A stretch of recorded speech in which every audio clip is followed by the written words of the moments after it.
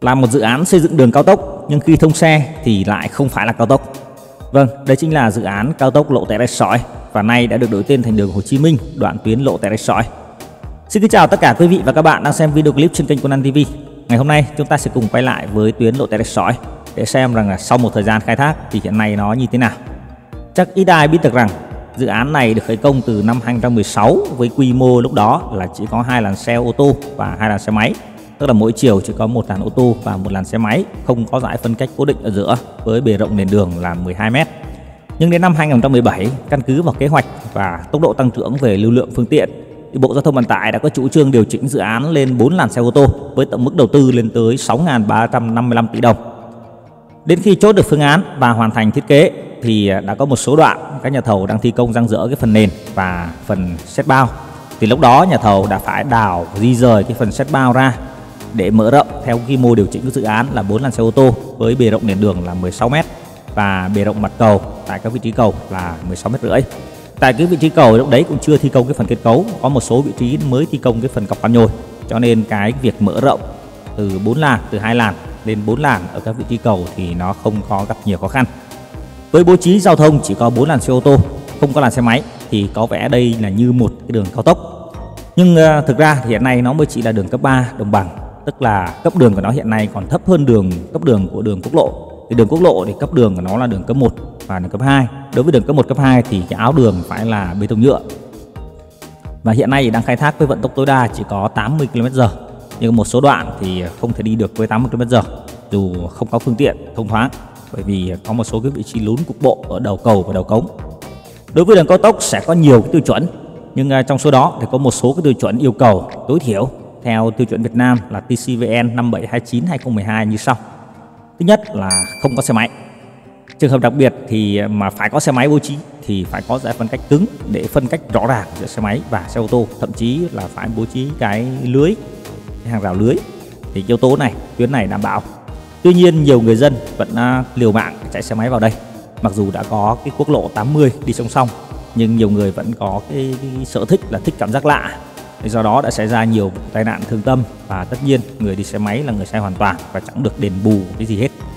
Yếu tố thứ hai là dải phân cách cứng, cái này đảm bảo luôn. Thứ ba, mặt đường phải là một đường bê tông nhựa, thì cái này chưa có. Thứ tư, mặt đường phải có phủ một lớp bê tông polymer hoặc là lớp Nova Chip để tăng cường cái độ bám giữa bánh xe và mặt đường khi mà tốc độ tăng cao. Yếu tố này tất nhiên là chưa có vì chưa có cái mặt đường bê tông nhựa các bạn. Thứ năm là phải có đèn đường dọc tuyến. Cái này chưa có, mà mới chỉ có ở các cái vị trí cầu lớn, 4 cầu lớn thôi, tức là 3 cầu lớn là cầu 4 Tổng, cầu ở Kinh 9, cầu ở đường số 3 vượt qua Kinh 5 ấy, và cây cầu vượt cuối tuyến. Thứ sáu là độ dốc dọc. Độ dốc dọc thì này chưa đảm bảo tại cái vị trí đầu cống thôi, chứ còn về cái độ dốc dọc thiết kế chung thì là đảm bảo. Các bán kính cong, bán kính nằm ở các cái vị trí đường cong và đường cong đứng và đường cong nằm ấy, là đảm bảo. Và tất nhiên nó còn nhiều cái yếu tố kỹ thuật khác. Những lái xe thường xuyên đi trên tuyến đường này thì có lẽ cũng không hài lòng khi mà nhiều vị trí có hiện tượng sụt lún ở các đầu cầu, đầu cống như khi nãy tôi vừa đề cập, và có nhiều chỗ xuất hiện những hư hỏng mặt đường, láng nhựa. Ở đây chúng ta cần đánh giá một cách khách quan rằng đây là một dự án cao tốc, nhưng nó sẽ là cao tốc khi nó hoàn thành cái giai đoạn 2, tức là giai đoạn hoàn thiện đấy. Hiện tại thì mới chỉ là giai đoạn 1 thôi. Mục đích của giai đoạn 1 là để chờ lún, tức là chờ cho nền đường cố kết. Cái sự cố kết này sẽ được hình thành nhờ vào cái tải trọng bản thân của nền đường và tải trọng của phương tiện giao thông qua lại. Để nền đường nhanh cố kết thì người ta có thể sử dụng các biện pháp khác như là cọc xi măng đất. Cọc xi măng đất thì không phải là cố kết mà là gia cố nền đất luôn. Còn để cố kết thì người ta có thể dùng biện pháp như là cọc cát, giếng cát, bấc thấm. Cái biện pháp này là mục đích là để đẩy hút nước từ ở dưới nền đường lên nhanh và để tạo ra cái độ chắc, tức là cái độ cố kết của đất nền. Nhưng một số dự án như là dự án Mỹ Thuận Cần Thơ thì cũng xử lý toàn tuyến, hay là dự án Trung Lương Mỹ Thuận hoặc là Sài Gòn Trung Lương ngày trước cũng có xử lý đất yếu toàn tuyến. Nhưng sử dụng cái biện pháp đó sẽ tốn nhiều tiền hơn, tương đối nhiều, vì lưu lượng yêu cầu của tuyến này lẫn là cái tốc độ lưu thông yêu cầu hiện tại là chưa lớn, nên là chọn phương án chở lún để sẽ là hiệu quả về mặt kinh tế hơn. Do là đang trong giai đoạn chở lún nên là không thể sử dụng cái mặt đường bê tông nhựa làm mặt đường được, vì giá thành của mặt đường bê tông nhựa nó cao hơn nhiều so với mặt đường láng nhựa. Nên hiện tại là sử dụng mặt đường láng nhựa để xe cộ và các phương tiện lưu thông qua lại. Mà mặt đường láng nhựa ấy, thì tuổi thọ của nó theo lý thuyết là chỉ được khoảng 3 năm đến tối đa là 5 năm, tức là tuổi thọ nó rất là kém. Và thời gian này cũng là thời gian phù hợp để chờ lún, để theo như kế hoạch theo dõi lún thì theo dõi trong 2 năm để có thể kéo dài. Nếu như mà độ lún này theo dõi nó chưa cố kết được nền đường thì mà người ta sẽ cần cái thời gian dài hơn. Đặc biệt là do đường đi qua cái vị trí qua vùng đất yếu, cho nên là nó sẽ xuất hiện nhiều cái vị trí lún cục bộ. Mà ở miền Tây nữa, cái mùa mưa chúng ta biết rồi, mưa dầm, mưa lâu, nên là trời mưa thì nó có hiện tượng đọng nước ở trên mặt đường. Mà chúng ta biết nước là kẻ thù số 1 của mặt đường nhựa. Quên, cái này thì chỉ có một số bạn ở trong ngành cầu đường thì sẽ hiểu rõ hơn. Nước là kẻ thù số 1 của mặt đường láng nhựa và kẻ thù số 2 là tải trọng. Thì do đó chúng ta thấy mặt đường của tuyến này xuất hiện một số cái hư hỏng nhẹ. Nhưng được cái là đơn vị thi công cũng thường xuyên duy tu bảo dưỡng những cái vị trí hư hỏng một cách kịp thời. Thì tất nhiên nó cũng mang lại cảm giác, việc hư hỏng nó có mang lại cảm giác cái trải nghiệm không tốt cho lái xe khi đi trên tuyến này. Bản thân tôi thì cũng may mắn là được bám sát và theo dõi dự án này từ khi nó khởi công là vào năm 2016 đến lúc nó hoàn thành là vào đầu năm 2021. Thì nhận thấy dự án này gặp khá nhiều khó khăn trong quá trình thi công. Khi nó đi qua cái vùng địa chất yếu, thấy là nó phức tạp và không có cái biện pháp xử lý toàn tuyến như là bấc thấm hay giếng cát hoặc cọc cát như cái nãy tôi vừa nói. Đặc biệt là khó khăn nhất là vào cuối năm 2017 đã xảy ra một cái sự việc khá thương tâm, đó chính là xảy ra cái việc sạt lở ở dọc bờ sông Hậu ở Long Xuyên, An Giang. Nên là việc khai thác cát lúc đó là bị siết chặt, khiến giá cát tăng đột biến, thậm chí là tăng gấp 2 hoặc gấp 2,5 lần và cát còn bị khan hiếm. Đã khiến dự án bị đứng hình ngay trong cái giai đoạn mà đang thi công cái phần cát nền. Thì tuy nhà thầu gặp khó khăn nhiều về mặt kinh tế cũng như là vật liệu, nhưng lúc đó thì chủ đầu tư, lúc đó là Tổng Công ty Cổ phần Đầu tư và Phát triển Hạ tầng Giao thông Cửu Long và đơn vị tư vấn giám sát rất là khắt khe trong vấn đề chất lượng của vật liệu và kỹ thuật của dự án. Thì do đó là do là cái quá trình thi công của dự án này có rất nhiều khó khăn đấy. Như thế nên là đã có nhiều nhà thầu thi công đã phải bỏ của chạy lên người, rút lui khỏi dự án. Thì tức là chấp nhận lỗ hoặc cắt lỗ đấy. Chỉ có mỗi hai ông cái tổng thầu của Hàn Quốc ở gói 1, gói 2, tức là ở gói 2 thì là ông liên danh Kumo Hyundai, ở gói 1 là ông liên danh Lotte Hanshin Hala là béo thôi. Bởi vì cái khó khăn đâu ấy thì nhà thầu phụ thi công ở Việt Nam gánh hết, và giá vật liệu tăng hay cái gì đó nhà thầu phụ gánh sạch. Còn tổng thầu Hàn Quốc thì chỉ cần quản lý và lấy cái phần trăm tiền quản lý theo cái giá trị, cái khối lượng mà được thanh toán. Là ví dụ như ông nhà thầu phụ thanh toán được 100 tỷ thì ông này ông cắt lại thì có thể là 10, 15 hoặc là 18, 20 tỷ. Cái đó là do cái việc thỏa thuận giữa nhà thầu chính và nhà thầu phụ khi mà ký kết hợp đồng.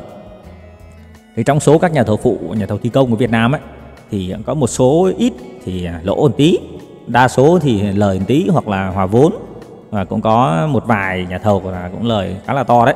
Nhưng tôi xin phép không có đề cập rõ các nhà thầu ở trong video clip này, bởi vì người ta làm những doanh nghiệp lớn. Mà thôi, từ nãy giờ có vẻ giống như là tôi đang kể một câu chuyện ngày xưa ấy nhỉ. Hiện nay thì PMU Mỹ Thuận đã đề xuất Bộ Giao thông Vận tải về việc nâng cấp cái tuyến đường từ Cao Lãnh đến Lộ Tẻ để cho nó đạt cái chuẩn đường cao tốc. Thì trong đó thì đoạn Cao Lãnh Vàm Cống đã thi công một lớp bê tông nhựa dày 7 cm rồi.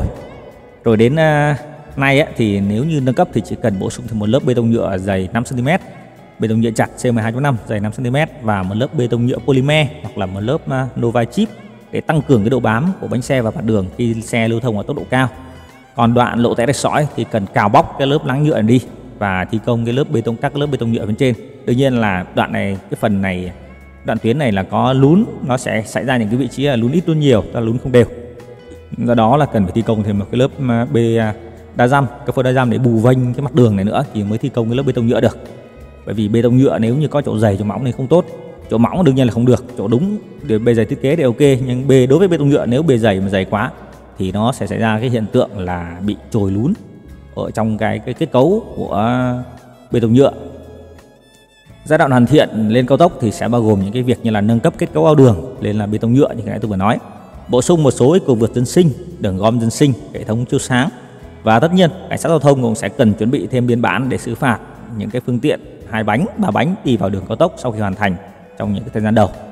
Và dự án này tôi xin nói thêm là có nhiều anh em đã để comment ở các cái video trước là tại sao không xây thêm cái hầm chui qua đường, nhưng mà theo tôi nhận xét đánh giá ấy, thì dự án lộ tẻ rạch sỏi này sẽ không phù hợp để bố trí các cái hầm chui, bởi vì lý do thứ nhất là cái cao độ của nước mặt nó tương đối cao.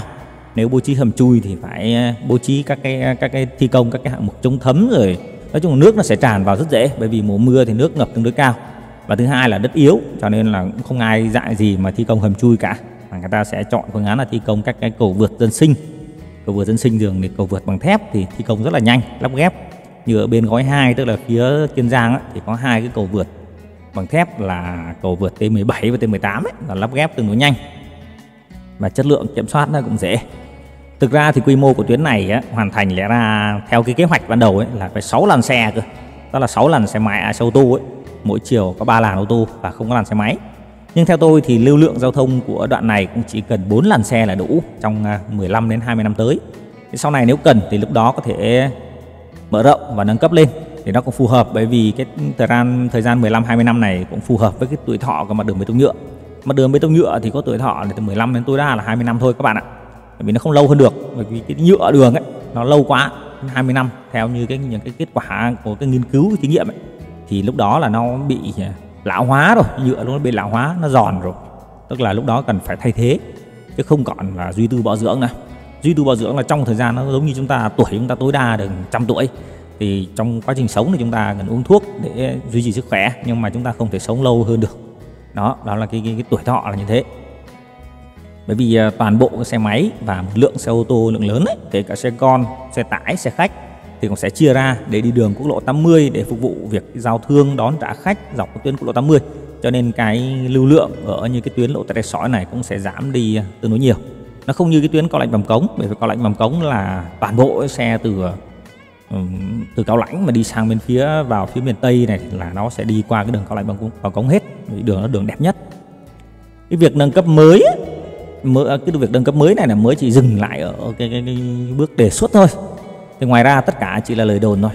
Khi nào có thông tin mới thì tôi sẽ kịp thời update lên kênh của Đan TV để mọi người cùng biết. Tôi nói thêm trước, trong video này tôi vừa nói hai đơn vị, đó là cái lúc mà thi công thì là dùng chủ đầu tư là đại diện chủ đầu tư là Công ty Cổ phần Phát triển Hạ tầng Giao thông Cửu Long, nhưng đến lúc đoạn sau đây là đề xuất thì lại là PMU Mỹ Thuận, tại vì ban đầu là ban quản lý là ban quản lý dự án Mỹ Thuận, nhưng sau đó Bộ Giao thông Vận tải tức là tiền thân của Cửu Long là PMU Mỹ Thuận, là Bộ Giao thông Vận tải chuyển đổi cái mô hình từ ban quản lý sang tổng công ty, tức là hình thành tổng công ty Cửu Long.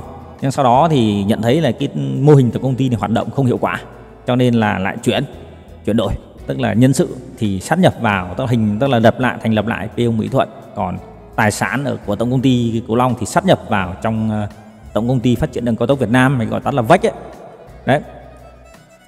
Có nhiều bạn thắc mắc rằng ở cái đoạn nối giữa quốc lộ 80 và đầu tuyến lộ tẻ rạch sỏi này thì tại sao lại có chỗ cong đường chữ S như thế này, nó rất là kỳ quặc. Phương tiện đi qua đây tự nhiên lại éo cái uốn cong đường trái rồi phải, nó hơi lằng nhằng. Thì tôi xin giải thích như sau. Thì sau này ở chỗ này sẽ có một cây cầu vượt sông Cái Sắn băng qua con sông Cái Sắn luôn, để nối thẳng với cái đoạn đường này là nối sang cái tuyến Tránh Long Xuyên dài 15,3 km. Tuyến này đã được phê duyệt và với tổng mức đầu tư là 2.100 tỷ đồng, dự kiến là sẽ khởi công vào cuối năm 2021 và hoàn thành vào cuối năm 2023. Thì Ủy ban nhân dân tỉnh An Giang cũng đã làm lễ bàn giao mặt bằng, một phần mặt bằng, tôi nghĩ là nó chưa giải phóng hết, nhưng là bàn giao tức là đủ để PMU Mỹ Thuận có thể triển khai thi công được rồi. Nhưng bây giờ có thể là do vướng cái phần bố trí vốn và cái việc khó khăn do tình hình dịch Covid-19, cũng như là cái về vấn đề vật liệu cát ở khu vực miền Tây nó đang hơi bị kẹt, cho nên là có lẽ như thế nên dự án chưa khởi công, và dự kiến là cuối năm 2021 này sẽ khởi công và đến cuối năm 2023 là sẽ hoàn thành. Thì trong những năm tới đây, cơ sở hạ tầng giao thông ở miền Tây cũng sẽ được đầu tư khá là nhiều. Kỳ vọng vào một miền Tây phát triển mạnh mẽ hơn nữa nhờ vào cái hệ thống giao thông đường bộ ngày càng hoàn thiện hơn và một lợi thế lớn về mặt giao thông đường sông. Xin cảm ơn tất cả quý vị và các bạn đã đón xem và ủng hộ trên kênh của Đan TV trong suốt thời gian qua. Nếu có thể, các bạn hãy bấm like video. Nếu chưa thì các bạn đừng quên bấm đăng ký kênh và bật quả chuông để nhận thông báo về các video clip tiếp theo nhé. Trân trọng cảm ơn và hẹn gặp lại tất cả quý vị và các bạn trong các video clip tiếp theo.